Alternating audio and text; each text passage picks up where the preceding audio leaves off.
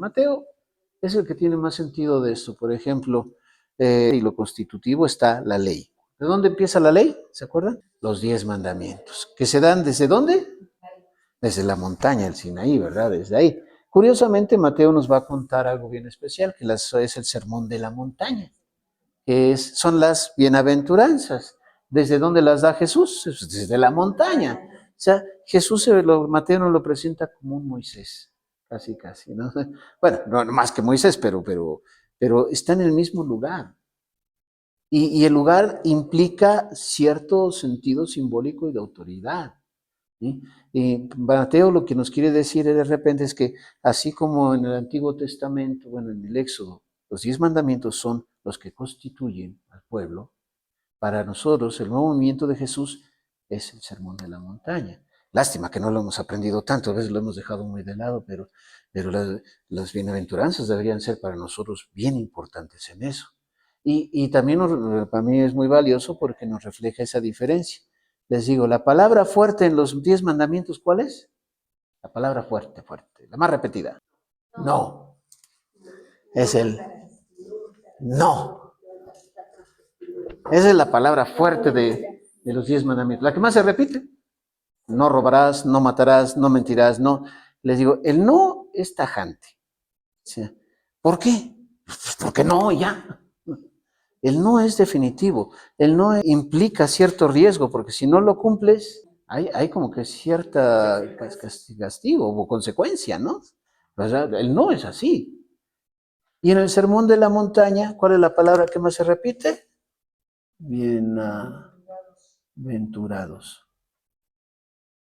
O la otra, dichosos, también se traduce. Dichosos. Dichosos. Digo, el bienaventurados de Jesús, bueno, enseñé, es una palabra que sí da razón, porque dice Jesús, bienaventurados los pobres, porque de ellos es el reino de los cielos. No es tanto como el no que es tajante, ¿no? El no implica como que, ¿pero por qué? Pues porque no. En cambio, en Jesús es bienaventurados porque hay una razón. ¿Sí? El bienaventurados, que es una palabra, mientras que el otro decía, implica como cierta consecuencia o riesgo, el bienaventurados es promesa de algo, llena más, a mi gusto, ¿no? Les digo, en el cristianismo deberíamos imponer, pero bueno, decimos, muchas referencias van a estar, es decir, la lectura del Antiguo Testamento, pero desde el enfoque cristiano. Bueno, pero el Éxodo todavía no lo tiene eso ya lo vamos a tener nosotros con Jesús, ese comprender eso mismo, pero desde ahí. ¿Cuál es bueno, tal vez en nuestro tiempo ha cambiado mucho, pero cuál es el sentido de la fiesta? Bueno, fíjense, ¿qué fiesta, por ejemplo, nosotros, qué fiestas tenemos? Así como la independencia es una, la revolución, celebramos el Día de la Constitución. El sentido original de la fiesta como tal es hacer memoria, le digo, es darnos, unirnos a nuestra historia, a todo el caminar. La tradición como tal tiene que tener voz. ¿Cuál es la diferencia entre costumbre y tradición? Algunos piensan que es lo mismo, ¿no? Dicen la tradición y la costumbre. ¿Qué es una tradición? Pues algunas costumbres de la gente. Es costumbre. Aunque llegamos a relacionarlos, pero puede decirse que costumbre puede ser de una sola persona, ¿no? Yo puedo tener costumbre de, no sé, de comer chicle todos los días, o costumbre de a lo mejor de bajar las escaleras de dos en dos, o no sé, algo por el estilo. Es repetitivo. La costumbre en sí no tiene memoria. Se hace porque se hace. Es como hasta un tanto condicionada, ¿no? La tradición tiene memoria, porque nos va a unir a una historia, a un pasado, a un caminar. Da sentido de nuestro propio ser a través. Repetimos un acto a razón de hacer memoria. Eso es la diferencia, ¿sí? Y aquí por eso, pues cuando nos va hablando, nos va a decir que mucho de lo que nos va a dar el Éxodo es hablarnos de esa historia. Y cuando surgen las leyes, por ejemplo, que dice cumplir con las fiestas, todo eso, es porque se guarde la memoria, la intención que se leía, ¿no? De guardarás esto y lo transmitirás a los demás, que entiendan, que lo sepan. Lo que leemos ahí es esa intención. ¿Que por qué tengo que recordar esto? Porque acuérdate de cómo estábamos cuando en Egipto, todo esto, y cómo Dios nos liberó. Tienes que hacer esto, no olvides esto. ¿Sí? Creo que, por ejemplo, el mandamiento del sábado, eso es muy interesante. ¿Por qué nació ese mandamiento de no trabajar los sábados? Porque se justifica en esa razón, de Dios descansó, pero también lo otro era porque cuando eran esclavos en Egipto no tenían ningún día de descanso. Entonces, cuando esta ley aparece, era porque recuerda que ya no eres esclavo, eres un hombre libre. Entonces, guardarás el sábado para adorar a Dios y ese día no trabajarás ni tú, ni tu burro, ni tu esclavo. O sea, era recordarle, ahora eres libre. ¿Sí? Claro que pasa que con el tiempo esto lo fueron como que poniendo tan estricto y demás, que terminó siendo una ley que más bien hasta medio los sometía. Por eso Jesús cuando sale que dice, no está hecho el hombre para el sábado, sino el sábado para el hombre. O sea, esto es para el bien de las personas, no para hacerles daño. Ahí es donde Jesús por eso llamaba la atención sobre este tipo de tradiciones, ¿no? Es el acto que tanto repetimos, pero debe de estar en razón de la memoria. Si se pierde eso, termina hasta volviéndose a veces opresivo. ¿Sí? En el Éxodo, en todo esto, no es la intención de esas normas, de hacer opresión sobre el pueblo, sino el que tengan memoria. Recuerden, es su identidad, es lo especial. El Pentateuco como tal, y el Éxodo ahorita que tratamos, va a ser el base.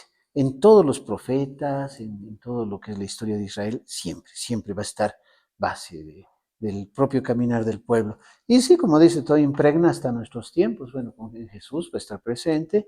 Para nosotros, como decía, la Semana Santa, cuando celebramos la Pascua, pues de alguna forma u otra, pues aunque la celebramos en la resurrección de Jesús, pero está bien unida precisamente a la liberación de Israel. Para así como el pueblo de Israel fue liberado, nosotros somos liberados en Jesús también. Y lo seguimos repitiendo, también lo seguimos haciendo. Los 40 días, la cuaresma, todo eso está muy unido a todavía estas festividades judaicas, ¿sí? Pero tiene sentido también para nosotros sí recordar nuestra memoria. Hay peligros, yo me acuerdo que allá en Chiapas había una comunidad bueno, ni meterse mucho en líos, pero para la gente celebraba Semana Santa y el Viernes Santo es una explicación curiosa, porque mientras que está vivo es San Fulano, cuando se muere es otro santo, pues perengano, y cuando resucita ya es nuestro Señor Jesucristo. A ver, ¿cómo estuvo eso, no? Se dio un cambio ahí la gente de la historia que digo, no, eso no es así, ¿no? Pero como en esas culturas a veces es un poquito difícil dialogar, teníamos que irnos con mucho tiempo para ir formando y todo y no meternos en un leitazo feo. Pero, pero es cuidar a veces el orden de nuestras celebraciones y todo es para no perder la memoria, para que hablen verdaderamente de lo que es nuestra identidad.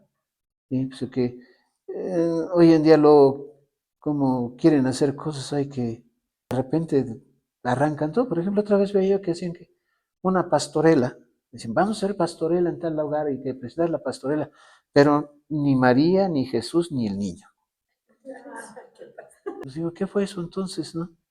Era una historia ahí sí de que la Navidad y que vamos a celebrar y que nos queremos mucho, pero sí. Y es más, hasta como han hecho la Navidad. ¿Qué es la Navidad ya desde la mentalidad de que se ha hecho más americana? ¿No? Pero Santa Claus, regalos, gastar, ¿verdad? Comprar mucho. Y como que descristianizaron la fiesta de Navidad, o sea, le quitaron el sentido original para hacer una fiesta en que caben todos, pero que tiene más sentido el comercio y todo esto, ¿no?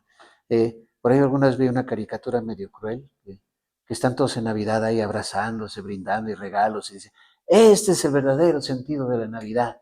Y lo hacen como otra toma, está Jesús solito con su pastel, feliz cumpleaños a mí. Porque ya lo dejaron, lo quitaron, ¿no? Completamente de su propia fiesta. Pero bueno, pero defender, aquí el Éxodo, cuando defiende mucho esto del sentido de la tradición y demás, porque es la memoria. No es la tradición por la tradición. Cuidado, porque entonces ahí caemos también en vuelvo a decirlo, de lo idolátrico, ¿no? Perdemos el sentido completo y le estamos dando valor a otra cosa que no era. No es la costumbre por la costumbre, es la memoria lo que tiene que estar bien presente. Eso es lo que el Éxodo quiere que entiendan. Esta es tu historia, este es tu camino, ¿sí? Bueno, y en toda la Biblia va a ser como lo vamos a encontrar en relación con la historia del pueblo, ¿sí? Siempre en relación a este mismo sentido. Trasfondo histórico. ¿Qué es factual? No es una palabra que, ya lo dijo, un hecho verídico. Si no es una historia factual, ¿sí? De facto, o sea, no es un hecho. Al decir verídico no quieren decir que todo sea falso, no, o sea, no es un hecho que podamos tener los registros históricos como tal, porque recordemos que, ya lo borré, que es una narración épica. Entonces, como tal, esa historia no la cuentan con ese gusto, esa exaltación, ese sentido, ¿no? Es como decían luego de cuando entraba un personaje que todos, ay, que es grande y todo, era tan hermoso, ¿no? No sé, el general fulano hermoso, bello y todo.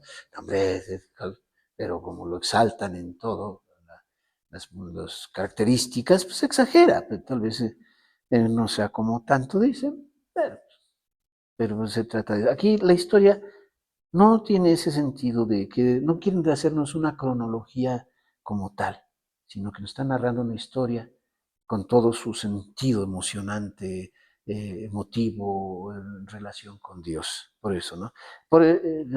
Si queremos buscarlo como en una comprobación bíblica, histórica, a veces va a haber muchos pleitos. Mucha gente tiene problemas, lo que andan queriendo buscar todavía, a ver cuándo, con qué faraón fue que estuvo Moisés o demás cosas. Sí, algo se registra, pero como que de repente no les cuadran las fechas, es que como que esto y esto no cuadra. No quieran hacerlo a lo histórico porque no va a ser fácil. Se puede encontrar cierta relación, sí, pero no pueden querer encontrar exactitudes porque se va a romper eso. Bueno, fecha de los acontecimientos. Sí, 1300 antes de Cristo. Para que más o menos lo ubicamos, ¿sí? Eh, Cuentan mucho que dicen es que no hay muchos registros en la historia de los faraones de ese acontecimiento, la salida del pueblo. Posiblemente. Algunos dicen como era vergüenza para los faraones, mejor lo borraron completamente. Sí, es una idea, porque según sí puede haber. Pero yo tengo mi teoría que decir que tal vez no fue tan relevante. Es una teoría, ¿no? Porque les decía yo como entender esto de las plagas. Cuando hablan de las plagas, sabes muchas preguntas que hacen de por qué Dios mató a los niños. Es algo que se suena tan monstruoso. ¿Por qué de todo esto? Y no hay que entender tal vez que esas plagas bueno, les digo, está el acontecimiento en el cual se reflexiona desde la fe y a veces vamos a interpretar cuando vemos, a través de esto se va dando. Y luego, ¿cómo no lo cuenten? Yo les pongo mucho la historia de que una vez estábamos aquí en la Basílica de Guadalupe, todavía era estudiante del seminario, terminó la misa, salí, yo de hábito, y estamos ahí, se acerca una señora, dice, joven, un favorzote, ayúdeme a quitarme esta mochila que me pesa tanto. Ya me dio una sospecha luego, ¿no? Por cosas que luego no oye por ahí. Mi mamá se acerca, yo le ayudo, señora. No, usted no, él. No, bueno. Yo le digo, así como no, ya le quité la mochila, claro que hasta lo hice adrede por haber, ni pesa tanto. Venga, pues, ay, gracias, ya se va. Mi mamá luego dice, oye, ¿por qué esta señora no quiso que le quitara la mochila? Porque es una manda.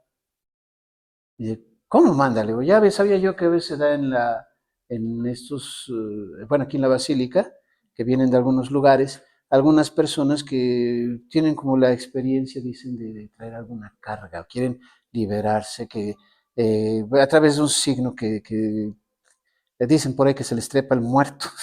Entonces hay que quitárselos. Entonces, algunas personas tienen esa tradición, esa idea de venir a la Basílica como en manda y les quiten esta carga, ¿no? Entonces, algo traen en la mochila, no tengo todas las certeza. Por eso yo la quité para intentar a ver qué será, no ni pesa, pero se siente un bolochito ahí, porque qué será. Digo a mi mamá, ¿qué es esto? Dice, bueno, mi mamá se queda con... Cuando mi mamá platica esa historia, híjole, es chistoso. Dice, no, estábamos ahí en la Basílica de Guadalupe. Ahí lo platica a mis parientes allá en San Luis. Y de repente, de la nada, apareció una señora. Y como que estaba flotando, no se le veían los pies. Le dijo, ayúdeme a quitarme esta carga. Yo me acerqué, yo le ayudo. Y dijo, no. ya no me pude mover, me quedé, ya no me pude mover. Entonces él se la quitó y así como se la quitó, se desapareció. ¿Qué era? ¿Por qué? Porque ese es el lenguaje de ahí del pueblo, de ahí con todo, creo que de la cultura de donde venimos y la experiencia la viven y la meditan y la reflexionan y creyéndola a veces darle su importancia, pues le exageran tantito. El pueblo de Israel, fíjense, bueno, es teoría, no me lo vayan a tomar tanto que así fue, pues ustedes sacarán su propia conclusión. Pero dice que los judíos trabajaban haciendo adobes, ¿no? Para las pirámides, se supondría que para las construcciones de la ciudad. Usaban agua, digo, es zona desértica, ¿de dónde tomaban el agua? Del río Nilo, ¿verdad? Pero si se ve las construcciones que construían, no estaban tan cerquita del Nilo. ¿Cómo le hacían para llevar el agua hasta allá? Canales, ¿verdad? Ahora, las plagas, una de las plagas es que el agua se pone roja como sangre. Si están trabajando ladrillos y demás, se pone roja, ¿no? Aparte, bueno, el agua roja, ¿verdad? Rojo sangre. Sí, sí, sí. Pero estos se tienen que cocer. ¿Y cómo se ponen los ladrillos cuando los cocen? Entonces habría que ver tal vez la técnica, cómo sería completamente. Pero el asunto es, el agua se ensucia, el agua toma propiedades minerales. Ahora, es un tiempo por lo que se entiende que tal vez se dio una fuerte sequía. Los niveles del agua bajaron. Entonces, ¿qué pasa con estos canales? Pues viene el canal y surte, digamos, un aljibe o algo grande. Se queda el agua estancada. Se apesta. Fíjese, si estos, ¿qué tipo de bichos se dan? ¿Cuáles son los primeritos? Insectos. Estos serían los primeritos, ahí que podemos decir. Y una de las plagas fueron los insectos, ¿no? Los piquetes de insecto, ¿qué causan? Ronchas. La otra de las plagas no eran, ¿qué? Las granos. Aparte de eso, pues, ¿qué animalitos viven en el agua? Las ranas. Si el nivel del agua baja, ya no tienen dónde vivir y está contaminada el agua. Se salen las ranas. ¿Dónde se van? Buscan un lugar fresquecito, a la sombra. Entonces las ranas, que también otra de las plagas, se metieron a las casas. Ahí andaban todos los egipcios barriendo, sacando ranas de las casas. Es otra de las plagas. Granizo. Ahí tenemos una situación también ahí que es, bueno, distintos tiempos. Llegan las langostas y el granizo y destruyen las cosechas, ¿verdad? O sea, esto hace que la pérdida de alimentos. Entonces, con las langostas y el granizo, se pierden los alimentos. Y bueno, dejémoslo hasta ahí ahorita, ¿no? Hay situación de insalubridad, situación de enfermedad, situación de hambruna. ¿Quiénes son los primeros afectados por este tipo de situaciones? Los niños. Es una teoría mía. No es tanto esta, bueno, la película, veía esa película de Príncipe de Egipto, que se ve, que va como una sombrita y se va metiendo a las casas y los niños muriendo. Digo, para un niño ver eso, dice, Dios mató a los niños, ¿no? Yo cuando lo pienso digo, bueno, es que todo son eventos que como que pueden haber consecuencias entre unos y otros si lo reflexionamos así. Ahora, decía, insalubridad, es poco alimento, de estas situaciones. El alimento es poco. ¿Cómo le hacemos? ¿Por qué no nos conviene que se quede esta gente? Porque se va a acabar el alimento. Entonces, pues qué tan difícil, pues ya, que se vayan. Déjenlos ir, ¿por qué? Porque si no nos vamos a morir de hambre aquí. Sí, en el tiempo que les convenía que trabajaran, los van a detener. Pero cuando llegue este momento de crisis, ¿sabes qué? Ya no los podemos tener, que se vayan. Y Israel lo vive como se dio la liberación para nosotros. Ya nos pudimos marchar. Me decía un amigo brasileño, una vez le preguntaba yo, oye, ¿cómo no conozco yo la historia de tu país? ¿Cómo fue el proceso de independencia? Y él me decía, nuestra independencia, ya se habían largado todos y por ahí alguien nomás agarró un machete y dijo, muerte, libertad y ya tenemos independencia. Más bien nos abandonaron.